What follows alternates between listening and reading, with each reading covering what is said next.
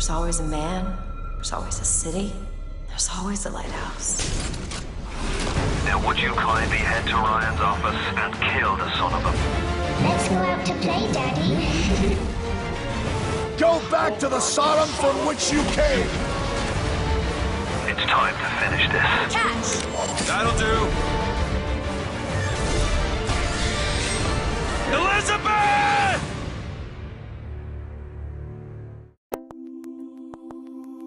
You're watching the GameSpot Co-op stage, sponsored by LEGO Star Wars: The Force Awakens.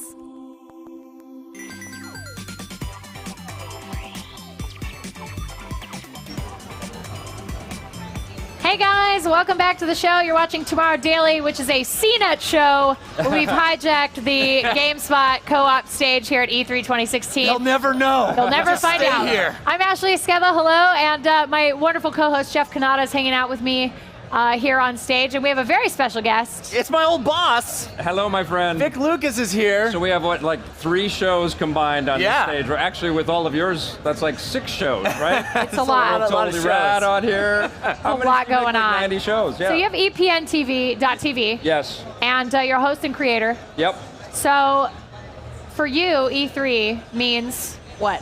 Well, you know what? I've been to all of them. This is your 22nd E3. 22nd E3. Wow. And early on, when we were in sort of creating demos and pilots for Electric Playground in the very beginning of '95, this was Mecca back then. I knew that this was going to be the most important event for the video game industry. It was in Atlanta then, right? Yeah, the very first one. Oh Yeah. no, the first one was in LA. We did Then- 2 years in LA and then 2 years in Atlanta, And then it came back. to LA. But so this has always been Mecca. This has always been like a very just important. I was going to say spiritual, but it's not spiritual. It's just an incredibly important trip for the entire community to come and get together and see all of this stuff and celebrate this business. And I feel it's incredibly important to continue to do that because the games industry needs to kind of show that this is a valuable art form on a consistent basis. And of course, that's Sure. been my whole career on television, is to kind of put cameras in people's faces and really show off this art form. Convince people that this is high art, just as you would say cinema is. And Absolutely. I think this year is a great testament to that. I mean, we've seen Absolutely. some really amazing games. Obviously, people lost their minds when we saw God of War come back, Yeah. but looks very cinematic. You were talking about that earlier, Jeff. Yeah, I mean, I think they took a franchise that, let's be honest, was pretty juvenile. Yeah. And they actually managed to make it grounded and substantial and have this nuanced story that's really about parenting and being an adult. It's Well, pretty amazing. I think just the way that Grand Theft Auto kind of transitioned us into a more mature kind of art, look at this art form and this Sure. medium and ways to tell stories. I think the same can be said for The Last of Us. Yeah. And I feel like Yeah, the effects of The Last of absolutely. Us we're going to continue to feel. But I have to say something about that Sony press conference. I've seen every press conference, so that Sony one was a very special one, and I think it was kind of reflected in a little bit of the Sean Layden remarks about the awful stuff that happened in Orlando right at the beginning. Sure. But there was a maturity and a confidence in the stories that were told just in those little visual snippets that I think were profound. And to think that people in theaters all over America, and I think some in Canada too, were able to watch that as a show was very important. And I feel that the business can learn a lot from that kind of presentation. Great Yeah. games. That spoke It was a to the very heart. mature 100%. presentation, and like you said, I think confidence was such a big part of that presentation. Yeah. They said, we don't need to bring anybody out, we don't need to do demos, we're not going to even talk about it. Like, Yep. even when Kojima came out, it was just like, here's what I've been working on, hope Yeah. you love it. Like, and everybody was just like, I don't know what crazy thing this is, Yeah. with Norman Reedus and the baby and the craziness and but we love it and we want to play it. Just to have that much time on Reedus' face while he's holding the baby and he's crying, that was significant. Very poignant, Yeah. yeah. That was a big deal. You used the word, and the word that they used on stage was show. Yeah. And I think it wasn't a press conference. That's they right. realized Yeah. that this isn't a press conference, it really is a show. Yeah. They approached it like a theatrical event, Totally. having the live music there and being on that beautiful Shrine Auditorium stage. With and the dual making LED use of that. screens, I mean, it was unbelievable. Yeah, I mean, I think you're going to see, moving forward, it becoming even more a presentation rather than a press Well, conference. as it should be. Like I just interviewed Sam Witwer, who's the star of Days Gone, and he's a face that gamers know from Right. other games. And we should kind of put these pieces together, you know? Like, it was just announced before before E3 that Jon Snow is going to be the villain in Call of Duty, and you know, not to say that we need to put celebrities in all of this, but there needs to be this kind of entertainment familiarity with these properties and the people behind them. You know? I think we've seen a little bit of that with Nolan North, and we see a little bit of that, but it hasn't reached quite the fever pitch I think that we see obviously in movies or television. Well, and the other thing that I'd like to see is more, and what you guys are doing here, and you know, I think it's amazing. I've never had a stage at E3. I've always, you know, hustled my butt from one interview one appointment to the next. Yeah. Yes. But I think that to like put the developers in the middle of a stage like this and to turn the cameras on them and make that a show as well is very important. And I applaud GameSpot for doing that. I think that's awesome. Yeah, and you know, it's just a couple of years ago that the press conference was getting on stage and showing flow charts and bar graphs and saying we've sold X number of consoles, and it's really happened very quickly. Yeah, and you know, I've been fortunate enough to be in this business for a long time, and I've seen that evolution from it being a tech and product-based industry to a full-fledged, we understand this is an entertainment industry, and we need to the biggest entertainment industry. Yeah. I mean, it's passed box office almost regularly now for how many years? Like a few years? It has, but there's a bit of a misconception around that because of the price on games. I think that it hasn't affected as many lives as movies and television. Like not as many people, individuals, consume this stuff on a regular basis and know all the intricacies of this stuff. And that's what I've endeavored to do with my programming and what GameSpot has endeavored to do. And you said you're hustling your butt around here. Yeah. So what have you seen on the show floor just in the first couple of days that has impressed you most? Well, I'm a huge sci-fi nerd. I love that. And I love that Call of Duty went in that direction a few years ago. But now androids seem to be in Deus Ex and Detroit, and we've got Call of Duty robots. Yeah. Oh, I'm so looking forward to Detroit. And Titanfall 2 is so amazing. It's a big shooter year. Yeah, for sure. We talked about that yesterday, the resurgence of FPS games. This is like a very big shooter year, and a lot of older franchises coming back, a lot of newer franchises entering the mix. Yep. It's pretty great.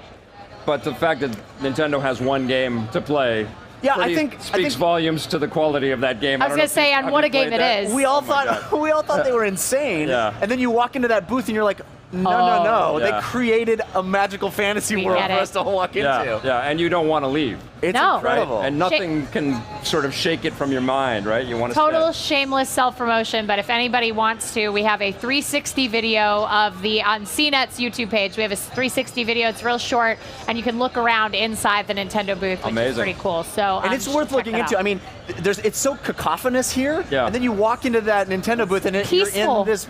You're in Hyrule. Yeah. That's the game too, right? I mean, there is a lot of killing and death, like there always is at E3.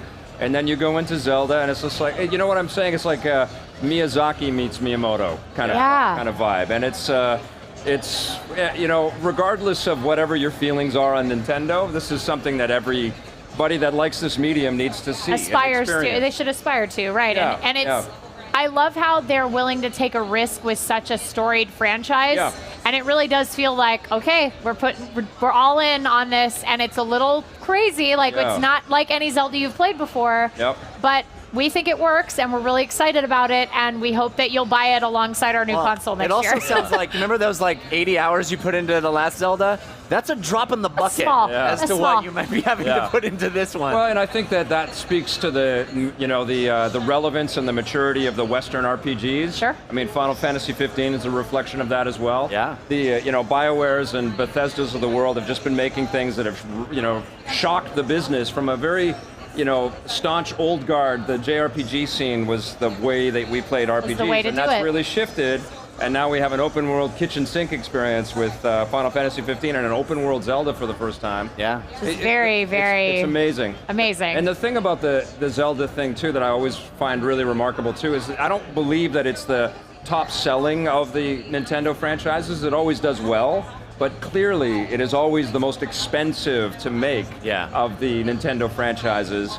And I applaud Nintendo for doing that because they don't have to. Yeah. But they do that, and Yeah. you They know, don't compromise. It's the prestige. they don't compromise. It's Yeah. the prestige brand of Nintendo. It's like the It's the prestige exactly. franchise And you where feel it when you play that game. Yeah. I mean, I've played. Yeah. There's 1,000 open world games on the show floor. Yeah. You play that one and you go, there's a level of polish that's immediately palpable. Totally. Yeah. Yeah. No, Oh, I'm asking everybody about VR. yeah. yes, What's let's your talk feelings about VR. about VR? It's a big presence here. You know, I have to confess, I have not really sunk in on the trade show floor. Okay. And it's mostly to do with my vanity, and I can't believe I'm revealing. Oh, you don't that want here. hair. You're you want afraid- VR hair. I don't want. Yeah. You know, don't want someone I don't to have take your wear a VR baseball face hat. picture. And That's that what it too, is. yes. You don't want someone to go by with you like, And so I actually told, and you know, and now it's out, thankfully. Like, it's actually available. I know you're Captain VR. I love and it. I'm He sure is. you've been talking. Do you have a VR super suit underneath that? I do indeed. I'll just Yeah. rip it off at certain points. we bet had you- him try on our show a Tesla suit that works with VR where it actually shocked him. It electrocutes hilarious. you when you get Yeah. shot. It was great. Yeah. Well, actually, I told Oculus and VR, I was like,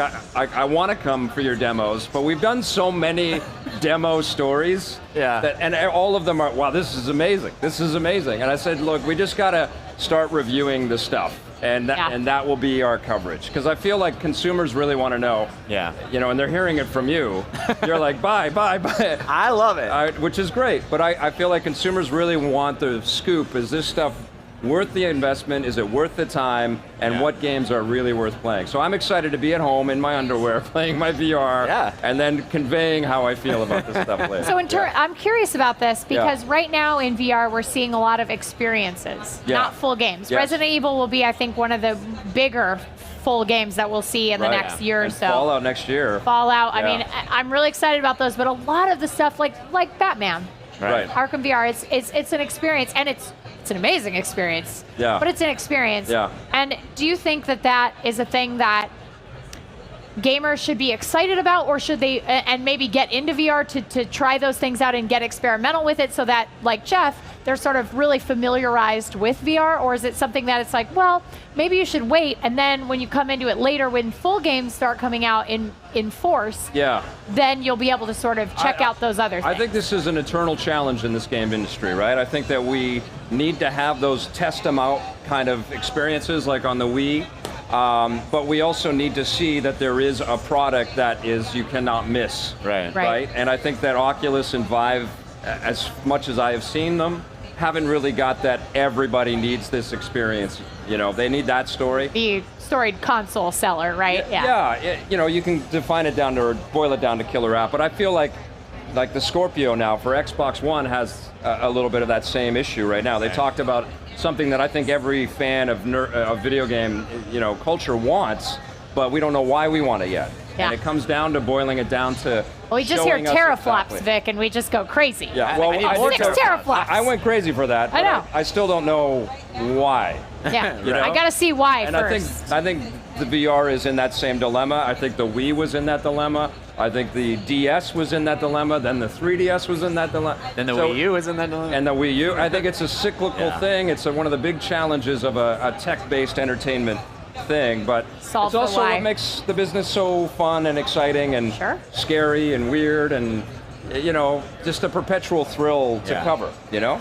Well, it's been awesome having you on, man. my pleasure, We my really pleasure. appreciate it. Tell people where you can find your stuff. EPN.tv, where we're posting all kinds of stuff, and of course, like everybody else, we're testing a lot of content on Facebook right now on our Facebook page. Awesome. Yeah, And then at Victor_Lucas, right? At Victor_Lucas. on Yeah, Twitter. thank you. Well, thank you so much for stopping by. Everybody give Vic nice round of applause. Yeah. Awesome. We Thank you. We are going to be back. Well, we're done here for the week, but Jeff, you've got a lot of other stuff going on. Yeah, we're going to be coming to you from this stage for more E3 coverage, so stick around. He doesn't Matt- even know what show he's on. He I don't has know. no idea. I'm not leaving this stage. He lives here I now. will not until everyone talks about VR. Tomorrow Daily will be back next week at its regular time and place at our Burbank studio. You can go to tomorrowdaily.com if you want to see more of our show. It's about future tech, pop culture, video Yeah. games. We love it. And until then, be good humans. We'll see you guys. Bye. Awesome.